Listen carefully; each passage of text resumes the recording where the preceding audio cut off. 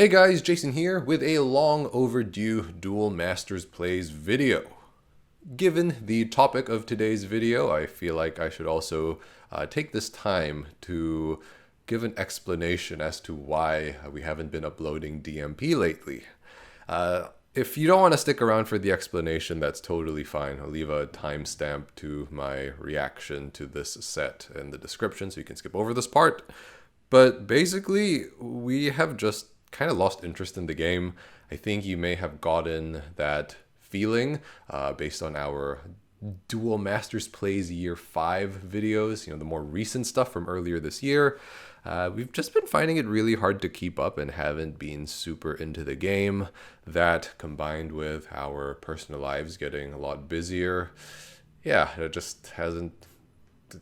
Duel Masters Plays just has taken a backseat, unfortunately. As to when we will start re-uploading gameplay, I honestly don't know. I wouldn't get my hopes up if I were you, but I did say that I wanted to continue with the regular uploads for the rest of 2024, so that's what I'm going to deliver. Anyway, let's jump into this set. So I noticed that this set, I think we did cover the last set, which was released in May, and then this is released in July, so this is next in the chronology. Of course, the naming convention is different because instead of it being like DMPP and then a number, this one is labeled as DMPX. So maybe it's the first in a new DMP block. All right, so I'm going to jump into the gallery here, and I won't have time to go over each and every card. I think we'll be here all day, but I'm going to click on some of the ones that I find most interesting. I feel like I should touch on the super rares, but I want to see this guy, Destiny Ryusei of Fate, because Ryusei is obviously a powerful archetype, or a notable archetype at the very least in DMP. So he's a King Command Dragon Hunter. Double Breaker, of course, has the T-Dad style effect. When he's discarded, you can summon him instead. And when he enters, you can search your deck for a colorless card, except himself, and put it in your hand. So that seems... I don't know. If colorless is good, that seems pretty decent to me. I guess it also depends on if there's any, what the discard situation is like in the metagame. Are we being controlled out of our minds or not?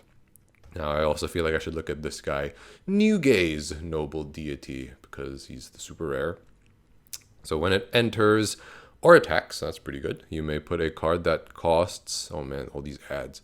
A card that costs the same as or less than the number of civs in your mana zone from your hyperspatial zone into the battle zone. Wow, that's pretty wild. I feel like this could be pretty good. That the same as or less than the number. But then, actually, I don't know about that. Because, I feel like how common are 5 civ decks, and normally the strong hyperspatial creatures, based on my recollection, they're like 7 drops, right? The 2 mana, 3 mana ones, they're not that good, so okay, maybe this guy's not so good. Yeah, I think I'll give him a pass, even though I clearly am out of touch with the metagame. Now on the light side, looks like we've got Alcadius, Lord of Spirits, so very cool. For the TCG fans, we've got Alka Kid, Holy Elemental, so I would assume this is Alcadius support. 5 mana, 5k Angel Command blocker. When he enters, put a Holy Awe from outside the game into your hand. Okay, so this is something that I think can only exist in DMP. And then when you play Holy Awe, you can summon, or you can evolve him into Alcadius. Alright, so pretty good combo. This seems like it would be pretty good. Also, this is a funny way of keeping Holy Awe relevant. Well, I mean, I guess not, right? Because you're not dedicating slots in your deck to it. It's not like search your deck for Holy Awe and put it in your hand. You're just like pulling it out of thin air. Yeah, because, Holy Awe is obviously being power crept by the likes of DNA Spark. And I think there's another Spark in this set that we will talk about. Yeah, so Super Spark. So all you need to know is this is Holy Awe. This is exactly the same as Holy Awe, but it costs 5 mana. At least that's what it was like in the OCG. Pretty cool. Ooh, looks like we've got the return of Mobile Stronghold. So Great Mecha Kings, that is an archetype that I very much enjoyed. And I wish we played more. I don't know why when Andrew and I did the wheel video, our first wheel video, we didn't have great mechas on that. I totally should have. But yeah, so this is the same. I wasn't sure because the artwork has changed, but yeah, it's the exact same card back from DMPP-07. So pretty good. They didn't nerf him because he should not be nerfed. Ooh, let's take a look at this guy. Ultimate Galaxy Universe. 5 mana, 17,000. Alright, so he's an evolution of a Phoenix. That's pretty wild. And then Meteor Burn, when this attacks, you can put any number of cards under him into the graveyard. If the last put this way is a Phoenix, you win the game. I don't know what to do with this information, but I feel like this deck a deck around this guy might be challenging to make. Yeah, so a lot of contingent evolutions, shall we say. Because Phoenixes, I'm pretty sure they're always Vortex evolutions, right? So you got to build the Vortex evolution Phoenix deck, and then you got to squeeze this guy in.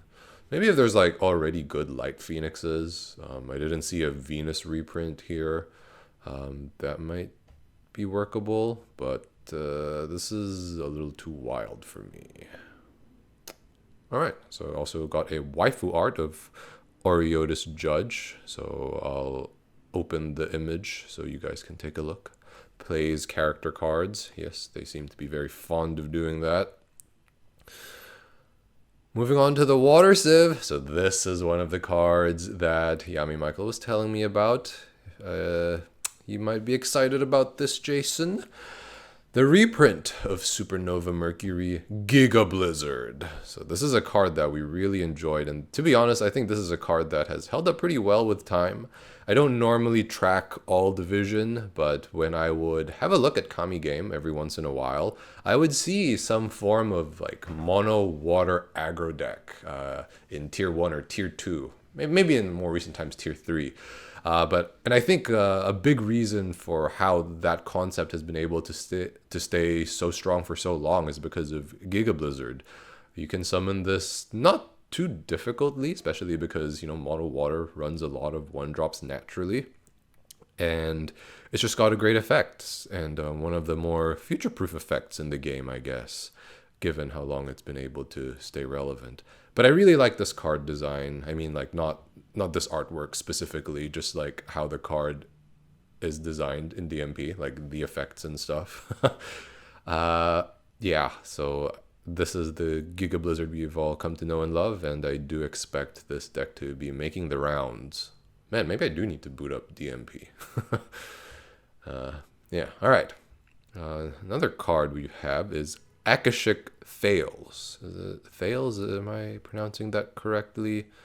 Have a quick look. 13k Cyberlord, but costs 1 less to summon for each of the Cybers in your mana zone. Okay, and when you play them, you get 1 or both if you're playing mono water. You may draw cards until the maximum number. Summon a water creature from your hand for no cost.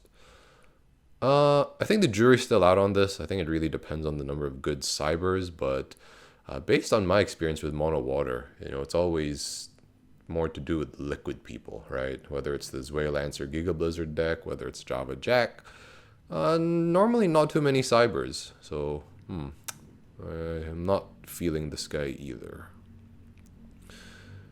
Okay, what else have we got? We've got Crystal Memory. So here's another character artwork, Crystal Memory. So if you like the people, there you go. Crystal Memory also here for the TCG fans. I gotta make mention of every TCG card. Marine Flower. I wonder if this was released because of Akashic Thales, but I guess we'll never know. I don't see any Astral Reef in here, so there's another Cyber here, Cyber D Geza. Moving on to the Darkness Civilization, we've got Balam Ross. Very interesting choice of name here. Evolves from Demon Command, 9 mana, 13. When he enters, destroy all non-darkness creatures, then each player discards all non-darkness cards from their hand. Okay, yeah, I guess that makes sense.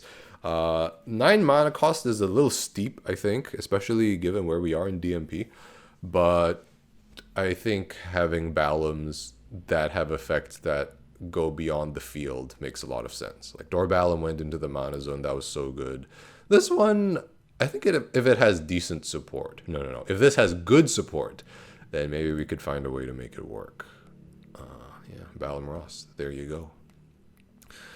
Oh dear, this guy looks like he has a lot of text. And also, interestingly, no super rares on the darkness side. This guy's only a very rare. Death Shooteron, 9 mana, 13. At the end of each turn, each player discards their hand. So I think earlier I was talking about some hand discard effect. I wonder if this works with the Ryusei that I talked about at the start of the video. And then when he leaves the battle, destroy all creatures. So when his party is over, the whole party is over. Alright, I'm not too interested in this guy.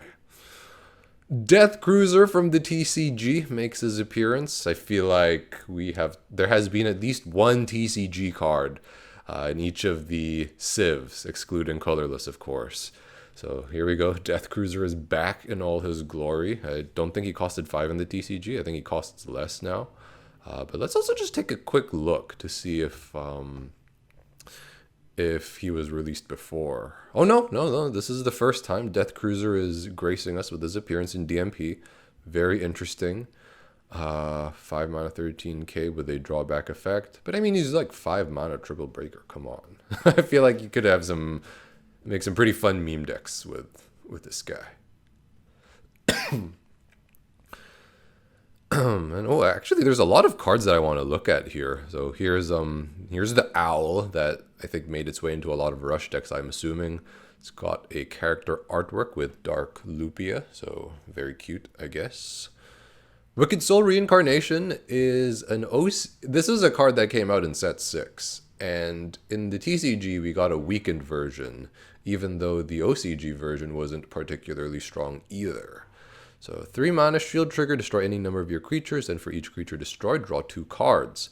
I don't think this has changed from the OCG. Maybe it costs more than in the OCG. Actually, I don't remember, but the effect seems about the same to me. And it's taken us a while to get this card. I feel like Dark Soul Reincarnation, if I'm remembering correctly, is just better. But yeah, very interesting. All right, Unlucky Darts. This is the last Darkness card that I want to talk about. Because it reminds me of Cosmic Darts, but obviously the Cosmic Darts board is not looking so good. Choose a number. Your opponent will randomly discard a card from their hand if that card's cost is the same as the chosen number. And you get to draw a card, so that's pretty nice. Not quite nice enough to make this card particularly good, but yeah, pretty interesting nonetheless. Okay, anyway, let's move away here. All right, now in the fire section, we've got some Bolmedius support. We've got Bolmedius Musha, who's making his triumphant return. I actually forgot what this guy does because I wasn't playing that much when he was the meta. So Armor Dragon Samurai, 6 mana, 6k double breaker. When he enters or attacks, pop one of your creatures or your opponent's creatures that has 6k or less, and then you kill one of your shields. All right, and then he had the extra support that's like when you pop one of your own shields, you get a back or something with the Firebirds. Okay, I did not enjoy this deck. Playing against it, especially playing as it, I don't really remember. Okay. Sword Flash Bolmedius Musha Dragon. So this guy looks new, and he is. So 8 mana, 11,000. Samurai Generation, so there's a keyword. I'm going to have to look that up. Ooh, Sympathy Samurai. We haven't learned our lessons from the other Bolmedius Samurai, Kensei, I think it was. When he enters or attacks, destroy one of your opponent's creatures with power 6k or less, then you pop a shield. Okay, so that's the same as the other guy. Each turn when this creature taps for the first time, untap it. If you have 5 or more Samurai, untap all your creatures instead. Okay, that is wild, and I feel like as long as Samurais have some decent support, I feel like he's going to be pretty good. Oh, wow. Okay, so Samurai Generation is when the creature enters, generate a cross gear from your hand for no cost. Yeah, okay, this guy is going to be insane. because he has the sympathy. Man, he just does so much. This guy's going to be really good. I have nothing else to say to that. Okay, anyway. Another interesting card we have here is, wait a minute. I'm just like looking for the TCG card, and it looks like there are no TCG cards on the fire side. But a lot of things that I want to check out though. So we've got the cross gears. So yeah, I don't think we want to dig those up. Universe Gate. Reveal the top 3 and then put them on the bottom of your deck in random order. For each Phoenix put into your deck, take an extra turn after this one. Oh, okay, so it nets no card advantage, but it lets you get an extra turn potentially. So your whole deck basically has to be built on Phoenixes if you want this to work. Okay, I feel like there's too much that I don't know to really comment on this. But speaking of which, here's a Phoenix, Supernova. Meteor Burn when it attacks. Put 2 cards under this creature into your graveyard and then kill the blockers. Okay, not so good. But I guess the fact that he's a Phoenix is good news for the Phoenix players. Last card I want to talk about in the fire section, especially given what we have recently been releasing. No way I'm not going to talk about Bejeweled Soul. So this is probably one of the best cross gears to ever grace Duel Masters, at least based on what I've been looking at in the OCG.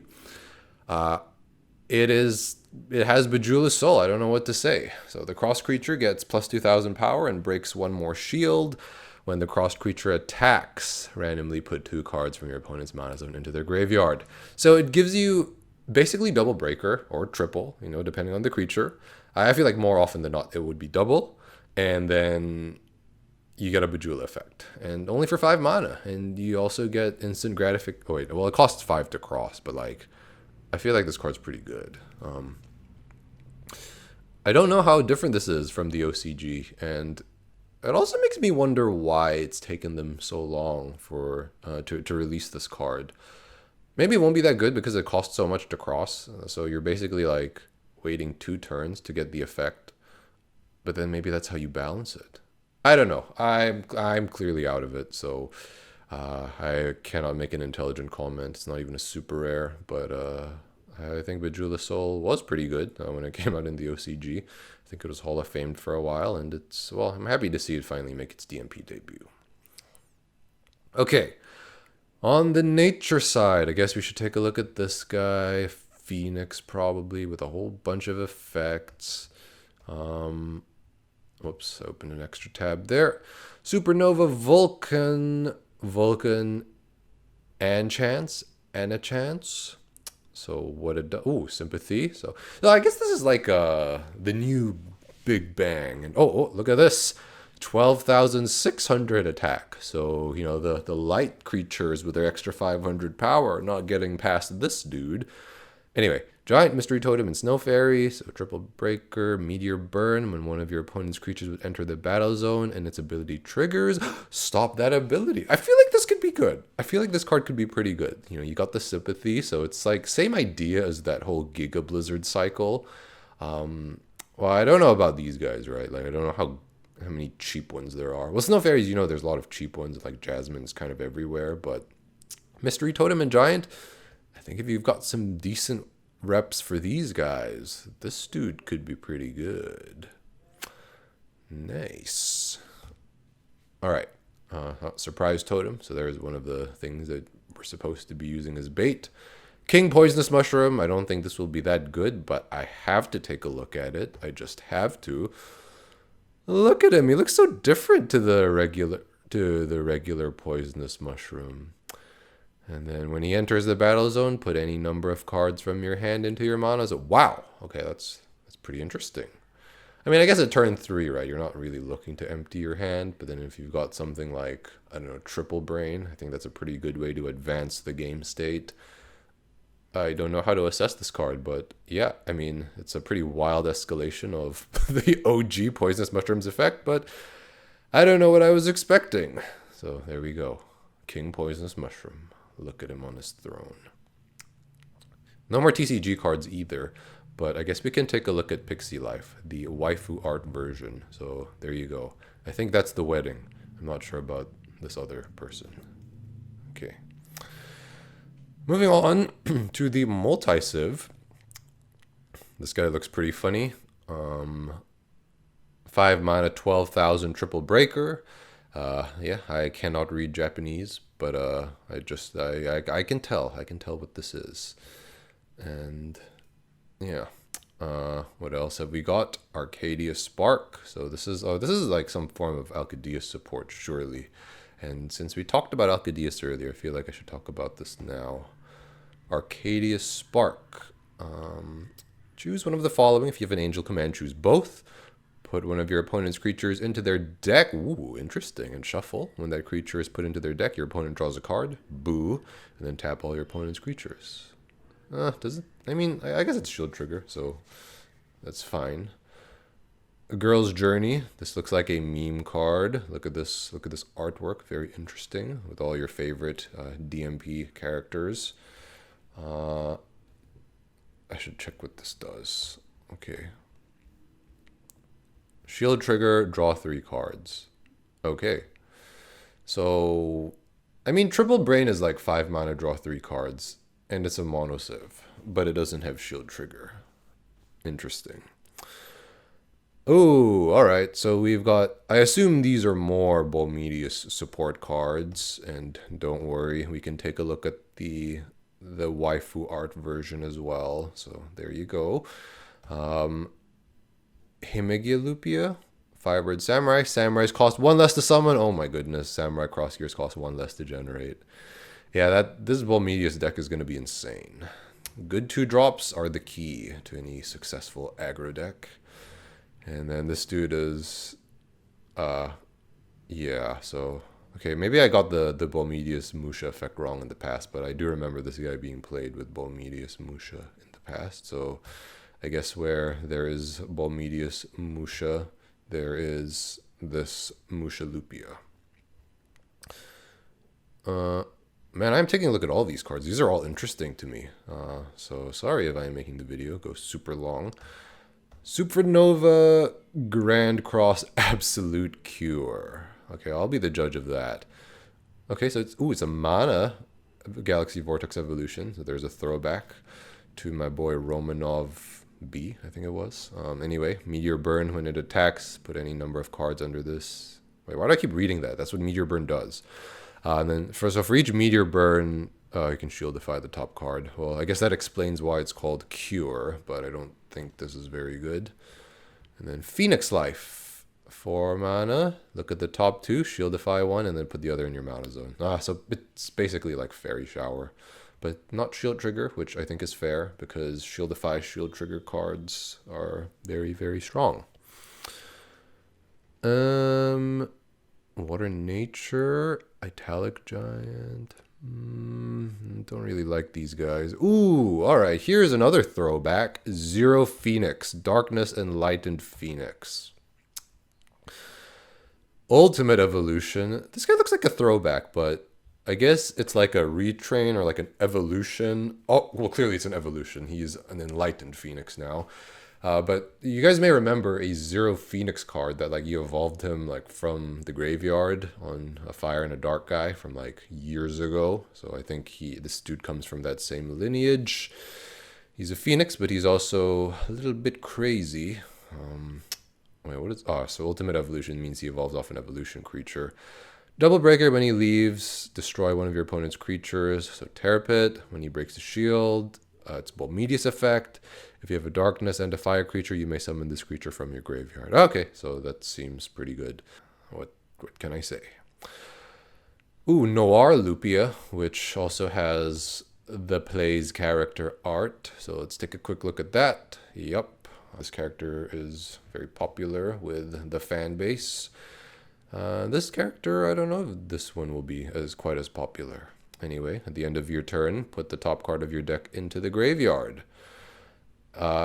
Your Phoenix costs 1 less to summon. If it costs 6 or more, it costs an additional 1 less. It can't cost less than the number of the civs. Okay, yeah, I think this is a very good support card. I feel like all the Lupias are really good support. yet to come across a bad one in this video. So this guy, Noir Lupia, will serve at 0 Phoenix very well. Oh wait, Lunatic Death Phoenix. I feel like I should take a look at that as well.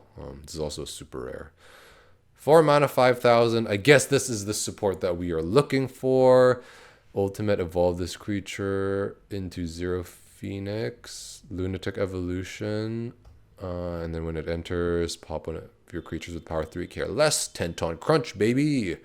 And then when it leaves, okay, burn a card in their mana zone. Lunatic Evolution is when selecting wait, what? A lunatic creature, if you have the required mana to use the ability, you can use Lunatic Evolution. Okay. Okay, yeah, I think this is going to be pretty good. You got these two working hand in hand with Noir Lupia. Yeah, I think this will be a pretty good archetype. And how much left? Oh, so okay, we've got a Mendelssohn reprint. So we've got the fire guy. It's been mostly waifus, not many husbandos as of late, but here we go. There's the fire spirit guardian dude. And then Dark Life with the Darkness Lady, and I don't remember this guy's name, but yeah, he's definitely a thing. So it looks like Dark Life is getting reprinted. And then the last card that I'm going to talk about in this video, actually no, last two cards, because I like the name, Sanctuary of Earth and Demon, very wild. And then we've got Balamquake, Lord of Demons. So let's take a look at Sanctuary first, with Dor Balam looking very majestic in the artwork. Put all creatures into your mana zone. Okay, I guess that's all creatures on the field. And then put a non-evolution demon command and an evolution demon command from your mana zone into the battle zone. Oh, I see. I mean, I feel like that could be pretty good, but then the 10 mana cost is too steep. Maybe this could act as like an additional out or like a consistency booster for a Balam style deck, but I don't know, man. 10 mana is kind of steep. I mean, we do have a lot of mana ramp, but it's a lot. It seems like a lot to me.